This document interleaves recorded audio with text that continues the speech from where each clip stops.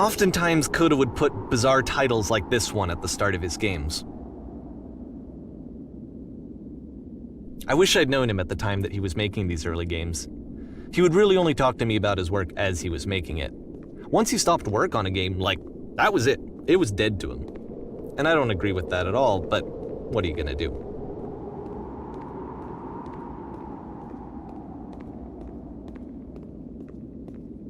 I know it's tempting, but there's actually nothing over here. Sorry.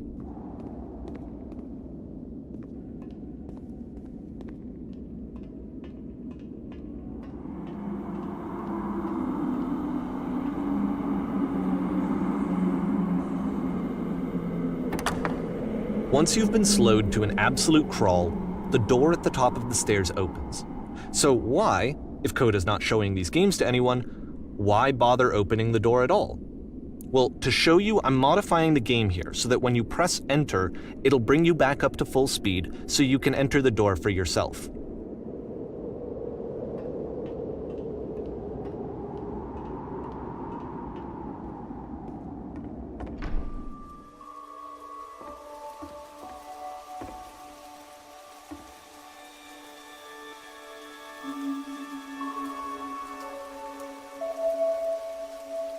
A room that's warm and nice and filled with little ideas for games.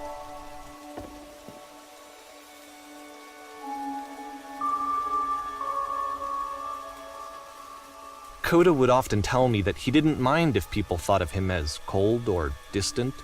He said that he knew that he was actually a vibrant and compassionate person, but that it takes time to really see that. It can be a very slow climb to get there.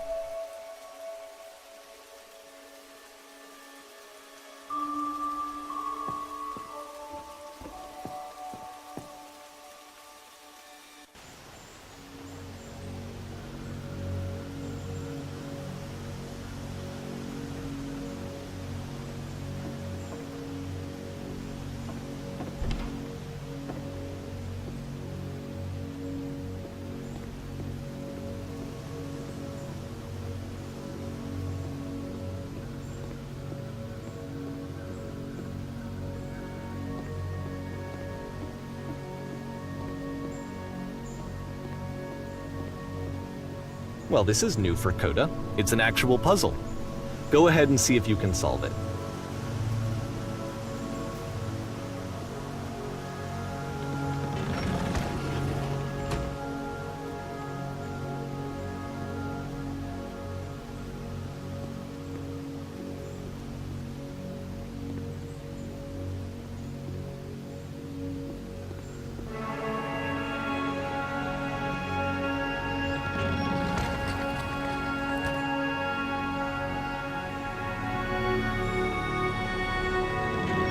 Don't forget that solution, because we're going to see this puzzle again soon. We're going to see it a lot.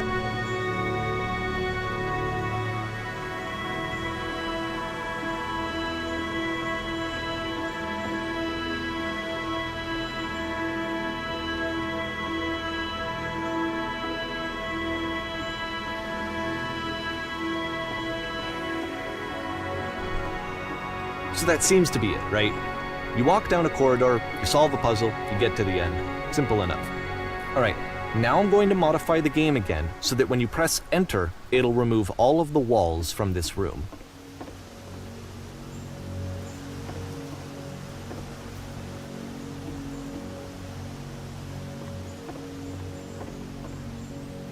How about that? There was more to it than we had any way of knowing. I actually find it funny that this game comes after the Stairs game, since they essentially convey the opposite idea. So, in the Stairs game, a dull exterior concealed a rich interior. And then, in this level, a dull interior hides this fantastic outer world. Either way, I think that the point is the same, is that most of the time you don't get to know what you're missing, or even that you're missing anything. That's not your role as a player. So if your role here is not to understand, then what is it?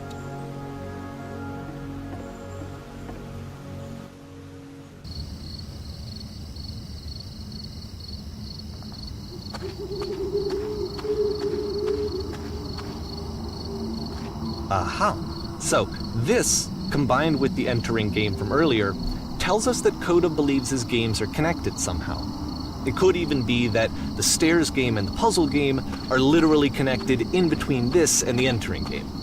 There's a bigger picture that all of his games are meant to play a role in, some larger meaning that we won't be able to grasp until we've seen all of them. And once we have, we can step back and start to understand what exactly that bigger picture is.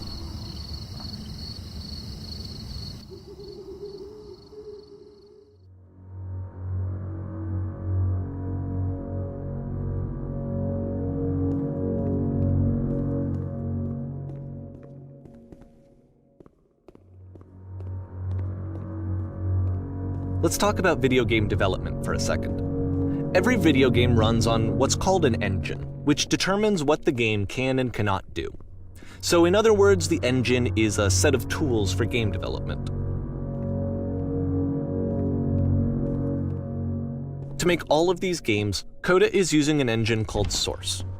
Like all engines, Source has certain things that it does well, and it has certain things that it does poorly. One of the things that it does very well is boxy linear corridors.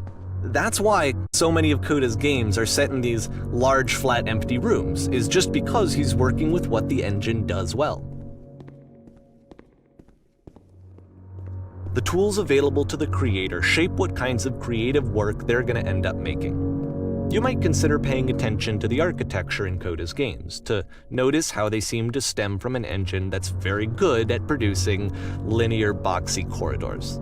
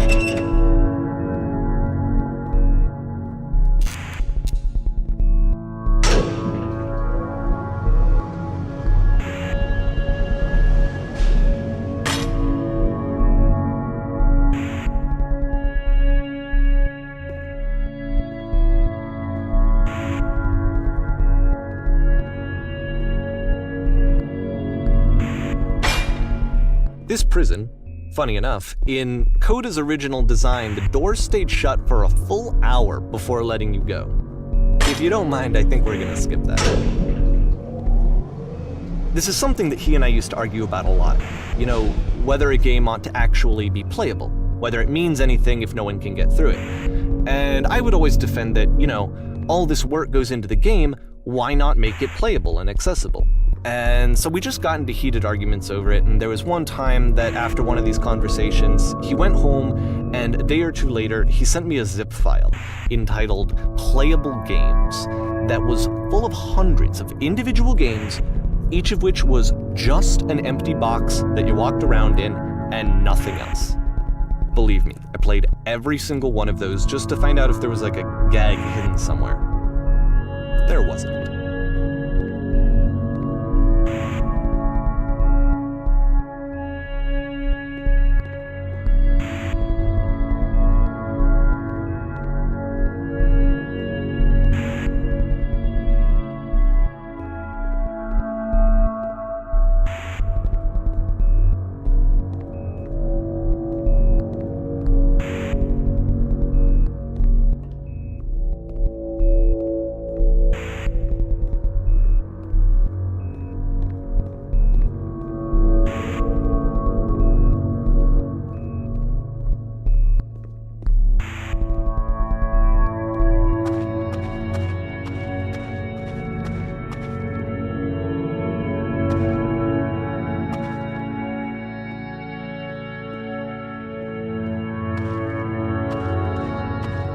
It's the puzzle again, with the exact same solution as the last time.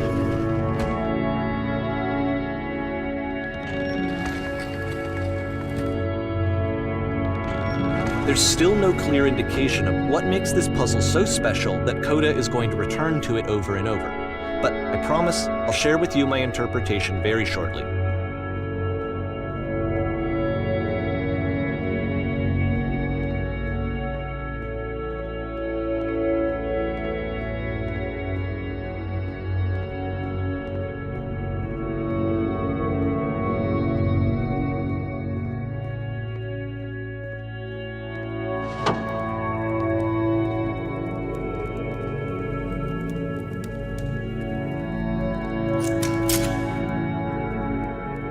Here, Coda begins using a kind of dialogue system that he fashioned out of the engine's chat capabilities. Use the 1, 2, 3 buttons on your keyboard to respond.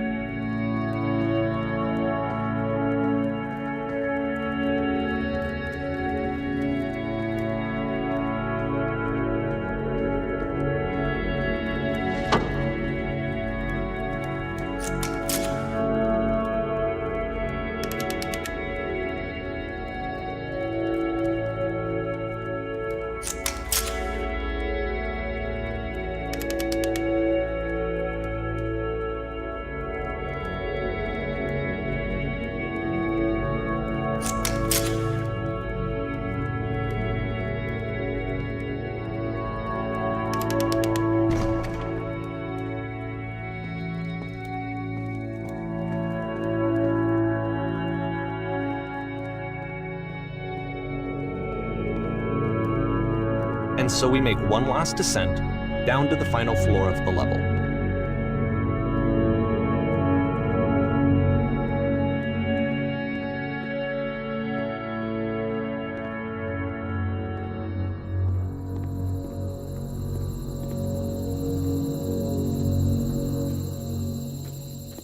It's a lamppost. Okay, I can't tell you quite why, but for some reason Coda fixates on this lamppost. It's going to appear at the end of every single one of his games from here on out. I'll tell you what I think. I think that up to this point, he's been making really strange and abstract games with no clear purpose, and maybe you can only float around in that headspace for so long. Because now he wants something to hold on to. He wants a reference point. He wants the work to be leading to something. He wants a destination, which is what this lamppost is. It's a destination. We're going to see it in the work as well. His games are just going to become a lot more cohesive, a lot more fully developed, with more of a clear idea behind them. And as we go, that idea will get clearer and clearer and clearer.